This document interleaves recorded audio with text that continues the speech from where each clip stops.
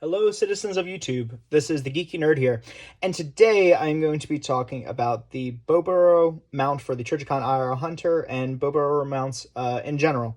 So before I begin, though, I'd like to send a big thank you out to everyone who has liked, commented, and subscribed. I appreciate your guys' support, appreciate your comments, and if you like this video, please consider liking, commenting, and/or subscribing. And with the PR out the way, let's get into it. So, Bobro mounts. Yeah, I'm not going to be talking about the IR Hunter in this video. I already have another video on the channel dedicated for that, so go check that one out if you want to see about this big bad boy here.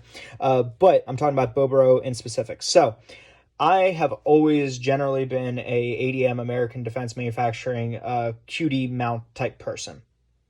I found their cost to value and general construction and fit, feel, finish to be fantastic. This was my first ever exposure into Bobro when looking for a QD mount for the IR Hunter here, and obviously for obvious reasons, not a huge market share for these, so very few people made these.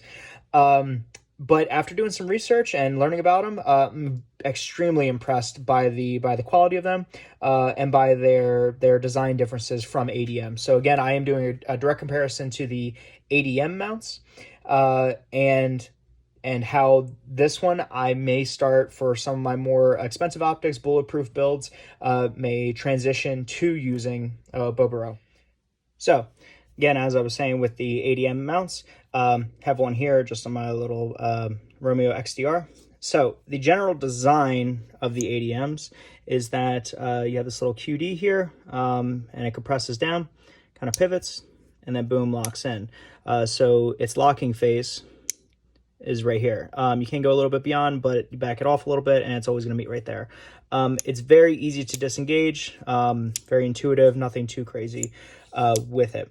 Now there is one thing that the Bobro does right, but it's kind of a pain in the butt, but it's more just a learning type thing, right? So to where this, it's not really under any tension to kind of stay there. It's just as it's locked on, there's nothing really keeping it from kind of moving around just a little bit, right?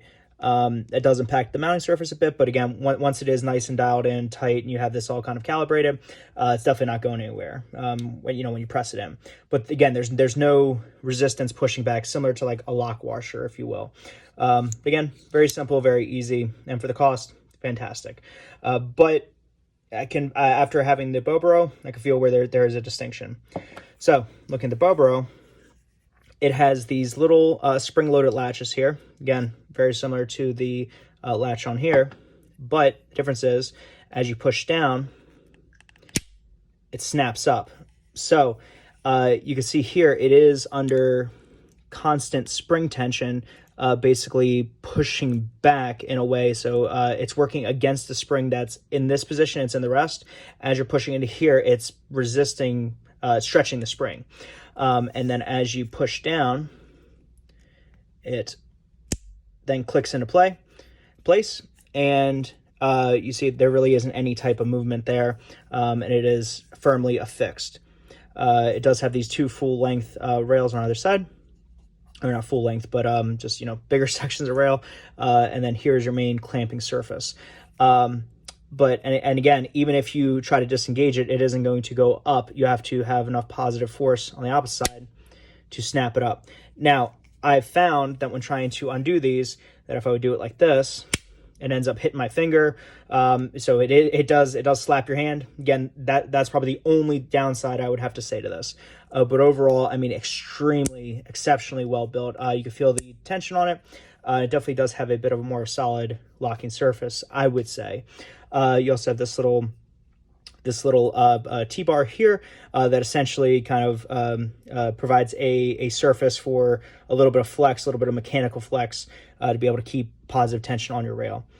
And specifically for this mount here, you can see has multiple holes that you can thread through to kind of adjust your optic as needed. But yeah, just looking at it here, I mean, it's very, very, very well, very overbuilt. and I am exceptionally happy with it, especially considering the cost of the optic that it's holding, right? Now, that's not to say anything bad about the ADM. I'm still going to keep using the ADMs as it is my go-to. But for the cost, generally speaking, what I'm seeing is that if an ADM costs like $98, the Bobro costs like $124. Is that price difference warranted? I would say yes, depending on your situation that you're using your optic, or what the cost of your optic is on your gun. I would say that the Bobro is a better product overall, a bit more well-built, and a bit more reassuring and positive. But that's not to say that the ADM is any less of that same reliability. But if you can afford the extra for the Bobro, and if they make it, then I would say go for it. One thing I really did like about Bobro as well is that they seem to have a lot of pretty much mounts for everything, and they're very niche. Certain ones, again, like the Trigicon IR Hunter here, right? Not a huge market share for this, but they still had a mount for it. And again, as it affixes, it's just very hard to describe in the hand. But I would attribute most of that though to the positive spring tension, versus just the general clamp that is on the ADM. Now the ADM is definitely going to be quicker to get on and off just because the nature of it. To where this one you do kind of either have to have your one hand and get slapped, or you have to have your two and then push up. So it does require a bit more physical manipulation to be able to get this on and off the gun. One thing, another final thing as well, is that this definitely kind of sits on your gun and then, clamps in. So as it's in the extended out position, it kind of just sits on there. You don't really have to move it too much, and then it will clamp down. One thing I found with this is that you have to kind of lock this side in first and then rock over this side to kind of just ever so slightly push back these springs to get it to clamp on there. But again, just a little bit difference in mounting, so it takes a little bit more maneuverability to get this mounted, but once it's there, I definitely feel as though it is more reliable. With that being said, guys, hope you found the review helpful here. If you have any questions or anything you want to add, anything I missed, please feel free to put it down in the comments. I look forward to talking with you guys.